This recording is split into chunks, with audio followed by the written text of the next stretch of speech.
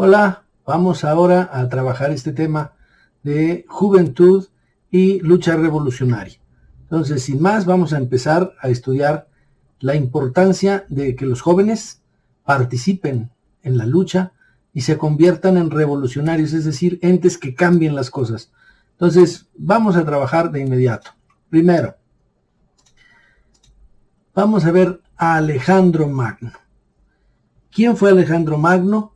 Fue un luchador, digamos, en su época, que quiso conquistar e incluso educar a los, digamos, a las zonas de la región de entonces Persia y también de Egipto.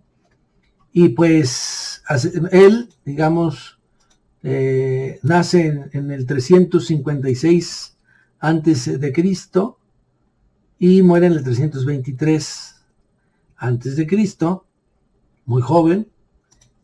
Fue educado por el gran filósofo que era Aristóteles.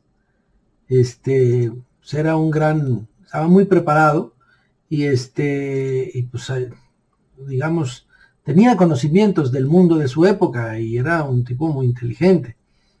Y en alguna ocasión que Aristóteles le dijo, hay que desarrollar las matemáticas, y él dijo, bueno, no hay una forma fácil de aprender las matemáticas. Y le contestaron, no hay camino regio para las matemáticas. Es decir, tú serás rey, pero aquí tienes que aprender como todos, como desde un esclavo hasta el más pintado como tú mismo, ¿no? Él desarrolló la llamada falange hoplítica, que era una técnica nueva. Él fue muy audaz en materia de estrategia militar, y este es el recorrido que hizo para lograr triunfar en toda la zona relativa a Persia. Y entonces él se internó y enfrentó al ejército de Jerjes III, lo derrotó en una inteligente batalla donde logró abrir las filas de los persas, que siendo tantos resultó pues en su propia contra. Y luego se fue hacia Egipto, y en Egipto fundó la ciudad Alejandría, y después ya se internó hasta llegar a Babilonia. Cierto es que en la huida de Darío, Darío III, dije Jerjes, no, es Darío III. Resultó que Darío III dejó abandonado en el campo de batalla a su esposa y a su hija, y entonces Alejandro Magno se hace de ellas y no las maltrata. Más tarde la esposa de Darío, que era de la nobleza y que le daba justamente la fuerza a Darío, se enreda con Alejandro Magno y tienen un hijo, pero a la hora de tener el hijo muere el hijo varón y muere la esposa de Darío III. Y bueno, esto genera un gran problema en el interior de Persia, y finalmente matan uno de los cercanos a Darío, y pues no le gustó mucho a Alejandro Magno porque le hubiera gustado ganarle en la batalla. Pero bueno, logró todo que es el imperio más grande de su época, que era el imperio de Alejandro Magno. Pues, ¿a qué edad creen ustedes que logró todo esto? A los 23 años. ¿Qué les parece? Bueno, ahora hablemos de otro filósofo importante, Carlos Marx. Carlos Marx escribió en 1835 Reflexiones de un joven en la elección de una profesión. ¿Qué edad creen que tenía? 17 años. ¿Y qué nos dice en esa obra? La guía principal que debe dirigirnos en la elección de una carrera es el bienestar de la humanidad. ¿Cómo les parece? Otro. Si uno solo trabaja para sí mismo, quizá puede volverse un famoso del aprendizaje, un gran sabio, un poeta excelente, pero nunca puede ser perfecto, verdaderamente grande, dijo. Eso escribió a los 17 años. O también nos dijo, la experiencia aclama como el más feliz a quien ha hecho el más grande número de personas felices. ¿Qué les parece? La felicidad está en función de la cantidad de gente que tú hagas feliz.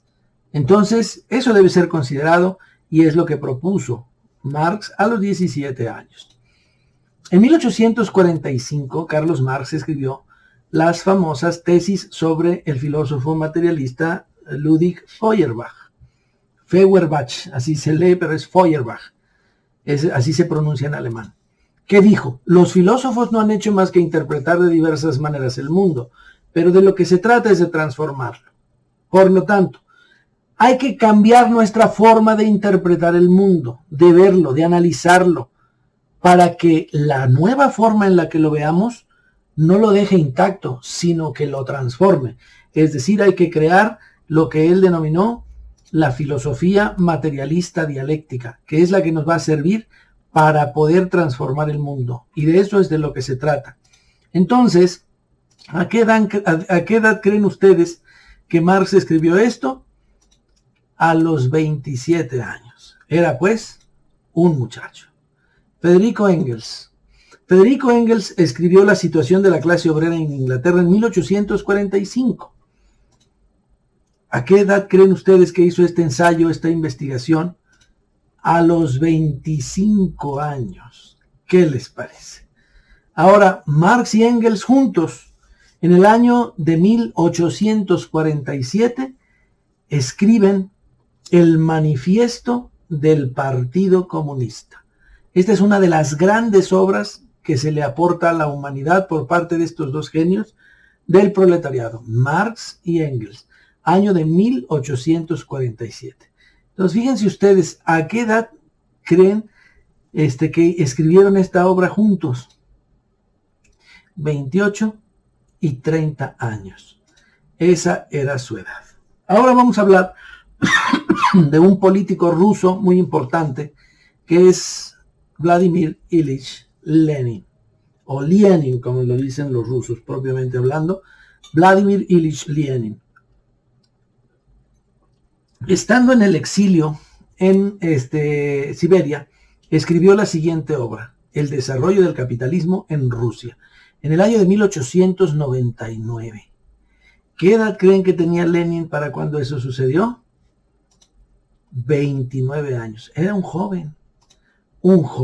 Y luego Lenin se convirtió en el padre de la revolución rusa, que hizo que una, sociedad semifeudal se convirtiera primero en una gran nación, en una potencia mundial, y más adelante se convirtiera después en la potencia mundial que hoy es, porque las bases para la transformación de una sociedad semifeudal a una sociedad desarrollada la sentó la revolución proletaria de Lenin, que no tenía universidades y que formó universidades, que no tenía empresas y que formó empresas, y que incluso hizo la gran hazaña de acabar con el nazismo. Lo logró gracias al desarrollo del pueblo ruso y de ese afán tan profundo que tienen los rusos de saber que deben pensar más allá que ellos, que deben de ir más allá que ellos. Es más, en ruso, cuando te preguntan tu nombre, no es como en español, que nos dices, ¿cómo te llamas? Y entonces, ¿cómo te llamas a ti mismo, no? Y entonces, no, pues yo me llamo Brasil o me llamo Alberto. Ellos dicen, ¿Kak тебя зовут? Es decir, ¿cómo te llaman? ¿Cómo te nombran? Меня зовут Brasilia. Por ejemplo, me llaman, me dicen Brasil. O sea, yo no soy el centro, yo no soy el importante.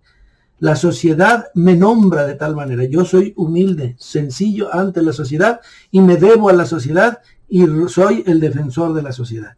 Eso hicieron los rusos y esa es la actitud. Nos salvaron de del imperio que quería formar Hitler. Pero eso no se lo reconocen en Occidente los norteamericanos y medio mundo. Pero nosotros tenemos que hacerlo valer porque eso fue cierto. Bueno, avanzamos. En Cuba se hizo un movimiento de alfabetización muy grande. Y Conrado Benítez fue uno de los profesores que fue emboscado y luego colgado en una ceiba en la Ciénega de Zapata en Cuba. en su labor de educación del pueblo cubano. En el momento en el que la campaña de alfabetización se estaba desarrollando en Cuba. Pues, ¿qué creen ustedes? ¿Qué edad creen que tenía Conrado Benítez cuando lo mataron? Tenía 18 años. Estaba educando al pueblo cubano y lo mataron a los 18 años. Este es un ejemplo de una de las credenciales que le daban a los brigadistas Conrado Benítez. Ejército de Alfabetizadores, Brigadas Conrado Benítez, Batallón número 1, 107, Batallón primero, 107. Nombre de la brigadista, Luisa Noa Silverio. Domicilio, y ahí está la calle y el número de la credencial. Entonces, las Brigadas Conrado Benítez, ahí se ven unos lápices muy grandes, lograron grandes transformaciones porque dejaron los jóvenes un año de estudiar para irse a trabajar del lado del pueblo. Y Fidel, el impulsor de esta idea, junto con los jóvenes, pues lograron que el ejército de alfabetizadores Conrado Benítez fuera a todos los rincones de Cuba y pudiera lograr cambiar las cosas. Aquí tenemos un ejemplo de un muchacho de secundaria que es un alfabetizador, Conrado Benítez, enseñándole a leer a un campesino. Y miren lo que lograron los cubanos. En solo un año, del 23.6% de analfabetismo, pasaron a solo el 3.9%. Una gran labor de los jóvenes que debe de ser reconocida y que me parece que no ha sido suficientemente valorada por los pueblos del mundo. Y el ejemplo de por qué no ha sido valorada suficientemente es que los Estados Unidos siguen manteniendo un bloqueo feroz en contra del propio pueblo cubano.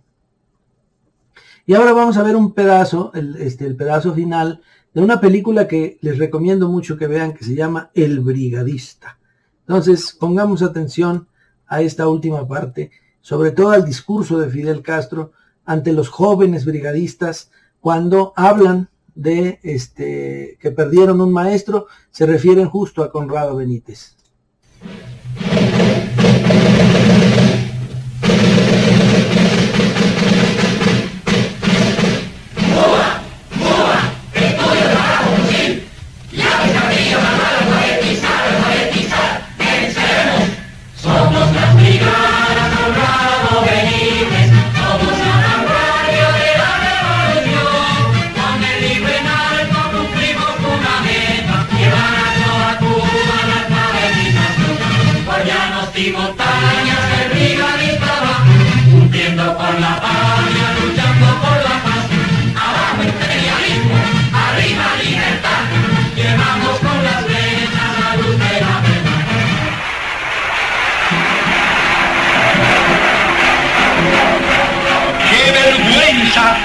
Para el imperialismo comprobar que el crimen fue inútil, que el asesinato de un maestro humilde de nuestro pueblo se convirtió en 100.000 brigadistas Conrado Benítez.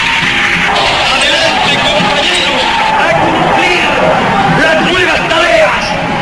¡Viva nuestra juventud gloriosa! ¡Viva la revolución cubana! ¡Viva el socialismo! ¡Patria o muerte! ¡Ya vencimos y seguiremos venciendo!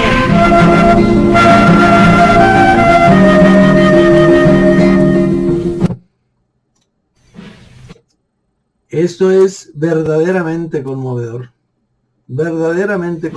lo que estamos viendo. Esto hicieron los cubanos. Bueno, ahora pasamos a otro joven, Silvio Rodríguez.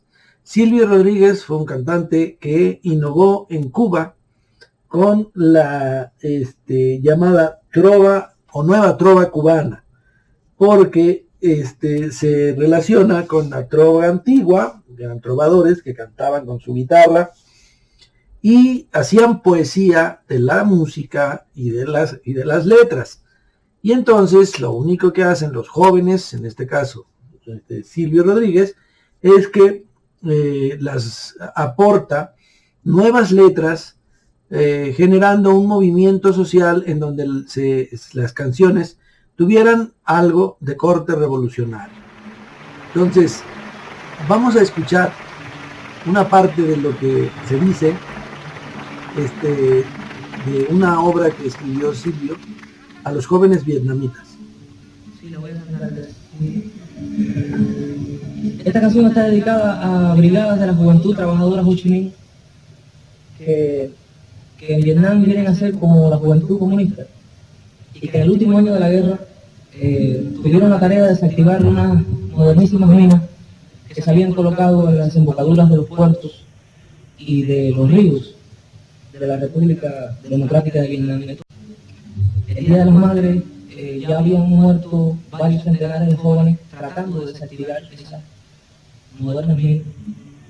Yo hice esta canción, se llama Madre, en homenaje a ella. Madre, en tu día, madre patria y madre revolución, madre en tu día, tus muchachos barren minas de Haifón, tus muchachos barren minas de Haifón.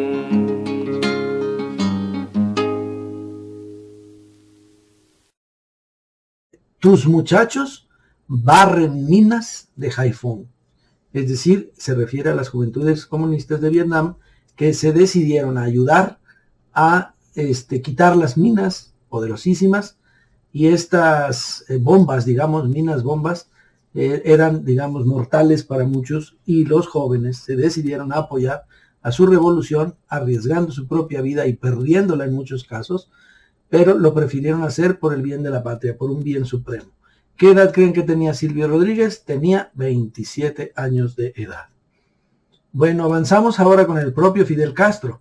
Fidel Castro toma el cuartel Moncada en 1953 para luego hacer la revolución en el 59. Pero Fidel Castro entonces, ¿qué edad creen que tenía? 27 años cuando tomó el cuartel Moncada. Y la revolución se hizo en el año de 1959, solo a unos cuantos años después, 6 años después, se hizo la Revolución Cubana, y hoy Cuba, a pesar de lo que digan, tiene muchos avances, muchos progresos sociales, pero tiene una carga muy grande que es la bota pesada de los Estados Unidos y su bloqueo territorial y extraterritorial, que si no lo tuviera, Cuba tendría un gran avance, dado su potencial humano, que está, digamos, latente para poder hacer grandes cosas. Pues bien, ya para la Revolución Cubana tenía 33 años Fidel Castro, un joven.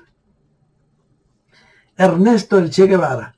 Ernesto el Che Guevara hizo sus viajes en esta motocicleta, viajes por motocicleta, y los hizo así. Empezó en Argentina y de ahí se fue a todos lados, a Bolivia, y ahí recorrió Chile, en fin, y lo hizo en 1952 y luego se convirtió en una leyenda para pasar a ser luego revolucionario junto con Fidel para triunfar. Aún no siendo cubano, se inscribió en las filas de los revolucionarios subiéndose al barco El Granma en Tuxpan, Veracruz, para llegar a Santiago de Cuba y empezar la revolución y triunfar en el 59. Pues tenía 30 años el Che Guevara cuando triunfa la revolución cubana. Otro grande e importante revolucionario en su momento fue Salvador Allende. Y Salvador Allende es importante porque dijo lo siguiente, y es importante que los jóvenes lo sepan y lo conozcan. Por eso ser joven en esta época implica una gran responsabilidad. Ser joven de México, de Chile, ser joven de América Latina. La juventud tiene que asumir su responsabilidad histórica. Tienen que entender que no hay lucha de generaciones, que hay un enfrentamiento social que es muy distinto. Y si es estudiante, darse cuenta que hay otros jóvenes que como él tienen los mismos años, pero que no son estudiantes. Y si es universitario, con mayor razón mirar al joven campesino o al joven obrero y tener un lenguaje de juventud. no un lenguaje solo de estudiante universitario, para universitario. Pero el que es estudiante tiene una obligación, tiene la obligación de ser un factor dinámico del proceso de cambio, pero sin perder los perfiles también de la realidad. La revolución no pasa por la universidad, y esto hay que entenderlo. La revolución pasa por las grandes masas. La revolución la hacen los pueblos. La revolución la hacen esencialmente los trabajadores.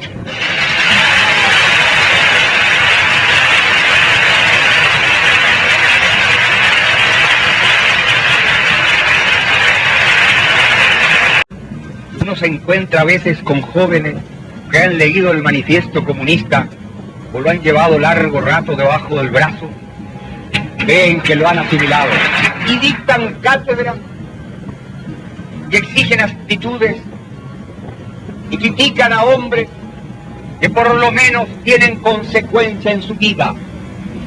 Y ser joven y no ser revolucionario es una contradicción hasta biológica, pero ir avanzando en los caminos de la vida y mantenerse como revolucionario en una sociedad burguesa es difícil. 1972. Ahí, Salvador Allende en Guadalajara dijo: ser joven y no ser revolucionario es una contradicción hasta biológica. La biología dice que los jóvenes son rebeldes por naturaleza. Por tanto, ser joven y no ser revolucionario es una contradicción hasta biológica. Los jóvenes deben de ser revolucionarios con causa. Y eso es lo que se tiene que entender de las palabras del gran Salvador Allende. Ahora pasamos a otra fase importante. La Escuela Práctica de Agricultura en Champusco. Esta era la Escuela Práctica de Agricultura. Aquí estudiaban jovencitos la secundaria, pero con orientación agrícola, con rudimentos agrícolas. Era un internado, y Champusco era un internado que enseñaba a los jóvenes desde pequeños a tener nociones, repito, de agricultura, de matemáticas, de español, etcétera.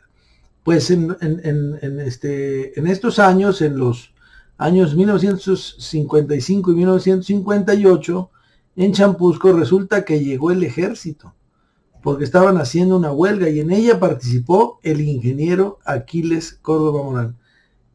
¿Cuántos años creen que tenía? 16 años. Era un pequeño, y el ingeniero Aquiles Córdoba ya estaba dando la lucha. Aquí dice Aquiles Córdoba, esa es una nota del CISEN, o sea, de la inteligencia del Estado mexicano. Aquiles Córdoba, orador en el mitin efectuado el día de la fecha por estudiantes del IPN en el auditorio número 2, el segundo edificio de la ESIME, en apoyo a la escuela agrícola Hermanos Escobar. México, Distrito Federal, 29 de junio de 1967. El maestro Aquiles aquí dio un discurso en defensa de la escuela Hermanos Escobar agrícola, para que le dieran apoyos. Y pues era presidente de la Sociedad de Alumnos de Chapingo, en esta universidad donde muchos de nosotros nos formamos. Y que el lema de la universidad es enseñar la explotación de la tierra, no la del hombre. Y pues en esta fecha, el ingeniero Aquiles Córdoba Morán, el maestro Aquiles, tenía 27 años de edad. Y ya estaba dando esta batalla, esta lucha. Y aquí sigue la lucha por la construcción de un muro de defensa en contra de los atropellos que querían hacer, de quitarle los apoyos a la escuela Hermanos Escobar. Y bueno, aquí está el ingeniero Aquiles Córdoba Morán, lo estoy señalando con el puntero, Y aquí está el maestro Pedro Zapata Vaqueiro. Dos revolucionarios que formaron el movimiento antorchista, y el ingeniero Aquiles Córdoba era la cabeza del movimiento antorchista, y hoy miren ustedes lo que ha hecho, su trabajo, su esfuerzo, su dedicación. Ha logrado formar un movimiento social tan importante que ha podido reunir a todo un contingente importante de mexicanos que han entendido la necesidad de unirse, de organizarse y de luchar. La antorcha, pues, es el movimiento social que ha hecho que se junten, digamos, muchos jóvenes y tengan un espacio donde luchar y donde poner en práctica los principios revolucionarios.